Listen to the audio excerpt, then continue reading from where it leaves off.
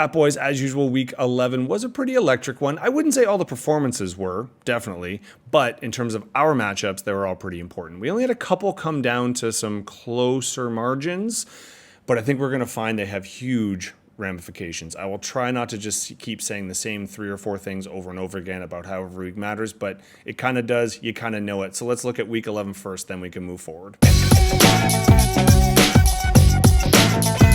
Week 11 was the weeks of the haves and the have-nots, and it didn't always actually balance to who you thought that was going to be. What I mean by that is you can look on the Yahoo League page. If you had one of the people who went off, you were in the green, and if you didn't, you were very much in the red, because those who did not hit really did not hit.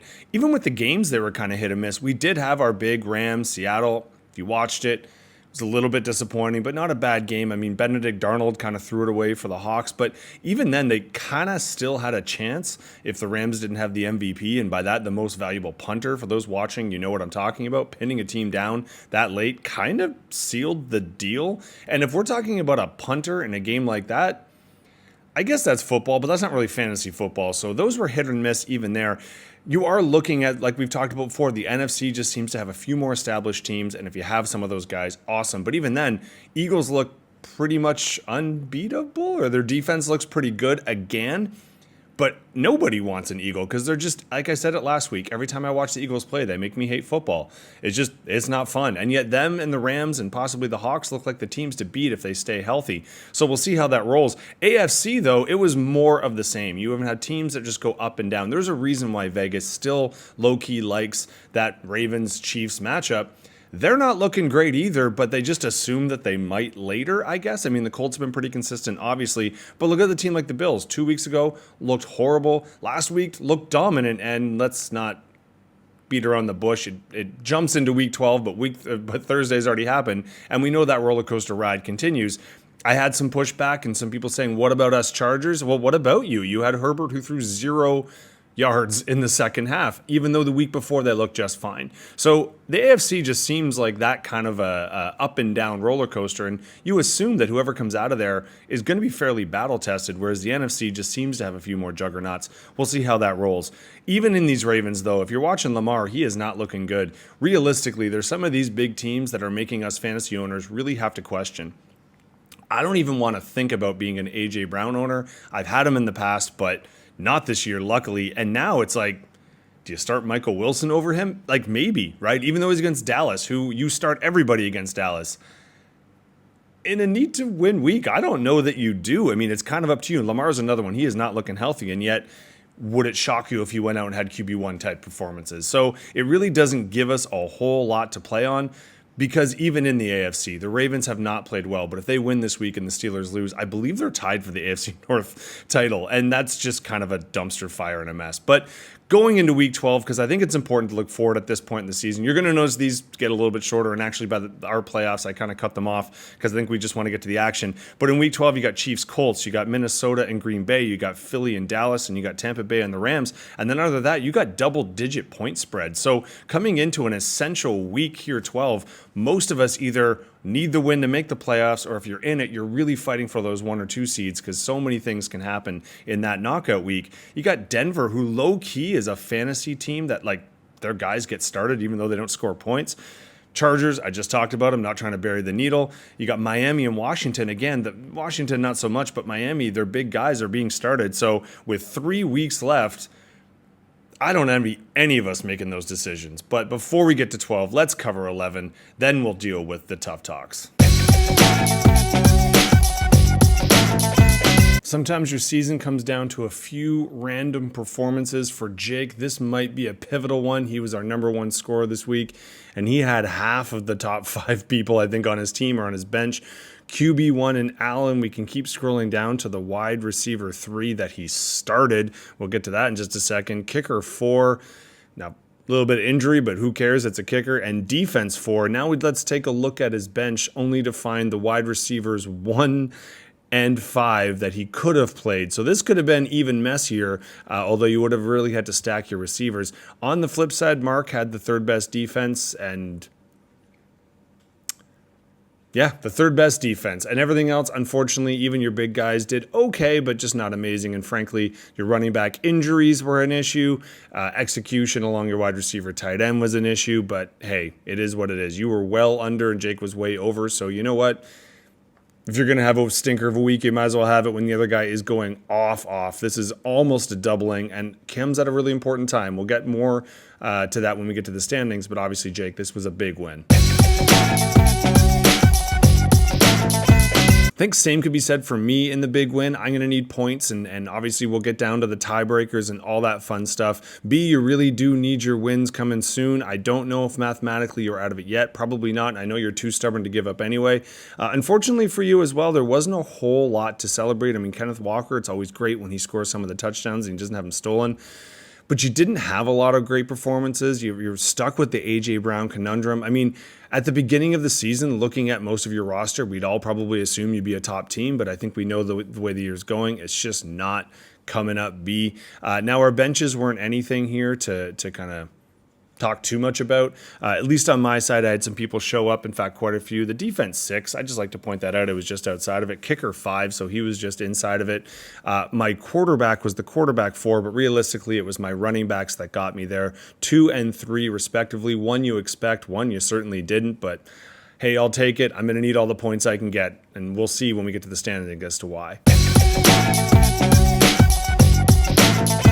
Speaking of a big matchup, 2 playoff teams that weirdly enough at the end of this are still playoff teams, so well done there. That's actually tough to do at this point. V, you needed the W and you just squeaked over the bar here. It looks like a lot of the points happened in our top ends and now everyone else is kind of in that middle. You did have the defense 1 in Pittsburgh. That was certainly helpful for you. Unfortunately, I mean, I wouldn't have done it either. Who knows what Tampa Bay is doing, but Sean Tucker was actually the running back 1, not surprisingly. But let's flip that coin. Ben decided he also wants to bench some people who would have gotten him points. The quarterback 3 on your bench. Can't really blame you, but who knew that Herbert would have, again, 0 passing yards in the second half. That was a nail in the coffin, despite the fact you had Wood there, who was the tight end 3.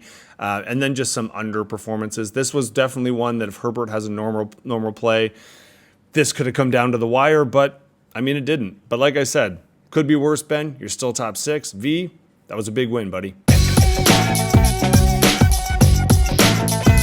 It doesn't happen very often, but just one player scratched the surface on the top 5 here, and he was enough to get it through. That was Bijan as the running back 4. HM was just outside of the top 5. Cook, obviously, just behind him. Denver was scratching there, but normally we have a few more people ringing the bell. In this particular case, it was a bit of a grind. I think both teams were fortunate or felt fortunate to play each other, so they felt that they were both in it, both well underpredicted, not their best efforts. But in this particular case, Justin, you got to be happy that at least you held on to the 6th spot, so if it finishes today, you make the playoffs. Chaz, huge win for you. When we get to the schedule, you'll see why. Obviously, you're tied here for 6. We'll see who else is in that ballpark, but this was a must-win for you. So don't look at the predicted, don't look at the score, take the W. Run with it. As soon as Waylon put out the teary-eyed response on the chat group, I felt bad. I thought it was more of a happy birthday for Horst. I was not looking at who he was playing and wishing ill will, but now I feel like a jerk store.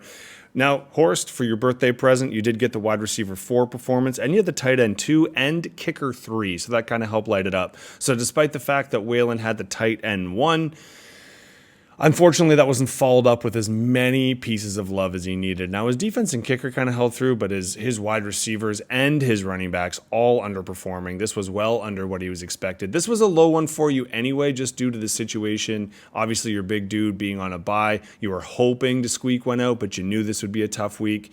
I don't think either one of you were at your best this week, but John, you can't be too upset. You're still top spot, which matters. Horst, you wanted that birthday win to stay relevant. You got you what you wanted to. Now let's go to the standings and see how that all pans out.